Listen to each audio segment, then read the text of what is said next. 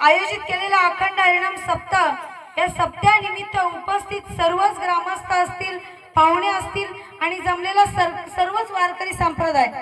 खरं तर आज इथे प्रति पंढरपूर म्हणजे आपल्या विठ्ठल रखुमाईचं दर्शन झालं, कारण आपले सुपे बाबा असतील, आपले भालचीम बाबा असतील यांनी आज आपल्या गावामध्ये आज विठ्ठल रुक्मिणी मंदिराची स्थापना केली।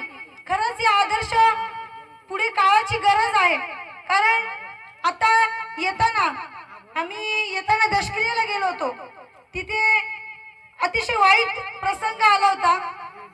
कारण एक 17 वर्षीय मुलाची दशक्रिया होती ती। खरं तर त्याचा ऍक्सिडेंट झाला होता, त्याच्यामध्ये त्याचा अपघात होऊन त्याला अपंगत्व आलं होतं। अपंगत्व आलं, त्या त्रासाला कंटाळून त्या बिचाऱ्याने आत्महत्या केली। बिचाऱ्याचं वय काय 17 वर्ष होतं फक्त। खरं माझी प्रत्येक इथे बसणाऱ्या वडीलधाऱ्या माणसांना, ज्या नवीन पिढी असेल, माझ्या भगिनी असतील, त्यांना विनंती आहे की आपल्या लेकरांना जेव्हा आपण पुस्तकं वगैरे या सगळ्या गोष्टी देतो, पेन वही पुस्तक, तेव्हा त्यांच्या हातामध्ये टाळ पेटी किंवा मृदंग अशा गोष्टी द्या, जेणेकरून आपली पुढची पिढी आपण जतन करायला हवी।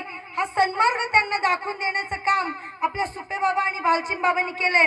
आणि खरंच आनंदाची गोष्ट म्हणजे गावकऱ्यांची भली मोठी साथ त्यांना लाभलेली आहे।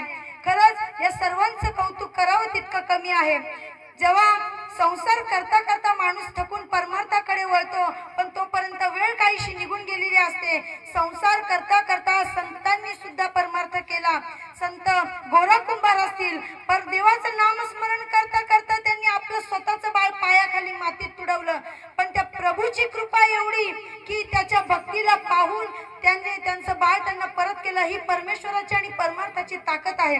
आज मी ज्यांनी आपल्याला कीर्तन रूपी जी सेवा दिली, जे आपले वाळके बाबा महाराज असतील, खरंच मी म्हणतो आपल्याला देव का कळतो, देव का कळतो याचं कारण आहे की बाबा तुमच्यासारखे संत आमच्या आयुष्यात आहेत, म्हणून आपल्याला देव कळतो।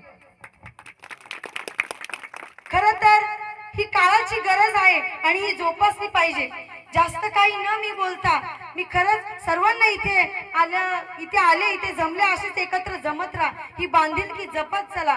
आणि इथे येऊन आम्हाला जो मान सन्मान दिला, खरं तर आम्ही त्याचे मानकरी आहोत। तुम्ही आम्हाला खांद्यावर बसून घेता, म्हणून आम्हाला कुठेतरी तुमच्यासाठी काम करण्याची ताकद मिळते। आणि या ईश्वराचरणी एवढंच मागते की भविष्यात काही असू दे, छोटे छोटे लेकरांना, माझ्या माय भगिनींना, माझ्या मोठ्या वडीलधाऱ्या माणसांना कोणत्याच गोष्टीची कमी न पडू।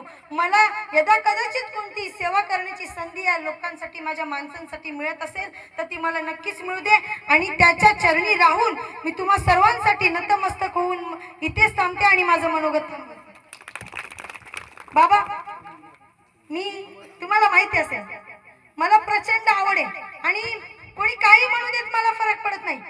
साहेब, आता बाबांनी मगाशी म्हणाले लांडे साहेब आले नाही काय, साहेबांना मी म्हणत असते, साहेब मला परमार्थाची आवड आहे बाबा।